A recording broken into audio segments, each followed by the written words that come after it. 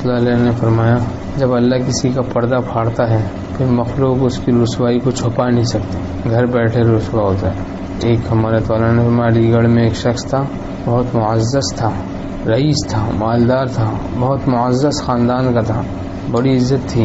ایک ہندو عورت سے زنا کیا، یہاں تک کہ باہر ہندو جمع ہوئے، پتھر مار رہے ہیں گھر پہ، نکلو جناب باہر نکلو، تو رسوا کرتے ہو، ہماری بیٹی کے ساتھ بدماشی بدکاری کرتے ہو، معزز بنے پھرتے ہو۔ وہ محلے میں چرچا ہو گیا علاقے میں سب۔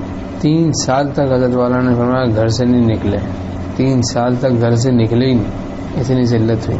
تو جب اللہ تعالیٰ کسی کا پردہ پھاڑ دیتا ہے، حضرت والا نے فرمایا پھر مخلوق سے اس کی رسوائی چھپتی نہیں، مخلوق کے اختیار سے باہر ہوتا ہے اس کی رسوائی کو چھپانا۔ اس لیے ہم لوگ کو چاہیے کہ اللہ کو راضی کریں، خوش رکھیں، ذلت اور رسوائی کے راستے کو اختیار نہ کریں۔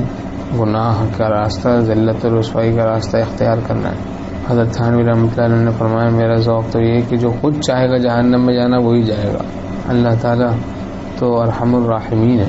ما یفعل اللہ بعذابکم ان شکرتم آمنتم، اللہ کیا کرے گا تم کو عذاب دے کر اگر تم شکر کرو اور ایمان لاؤ۔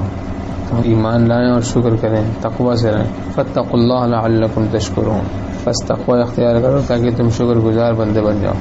تو اصل شکر تقوی ہے، شکر کو اختیار کریں یعنی تقوی کو اختیار کریں، اور ایمان تو ہے اللہ کی مہربانی سے، بس ناقص ہے، انشاءاللہ تقوی سے کامل ہو جائے گا، تو پھر عذاب سے حفاظت کا یہی ذریعہ ہے۔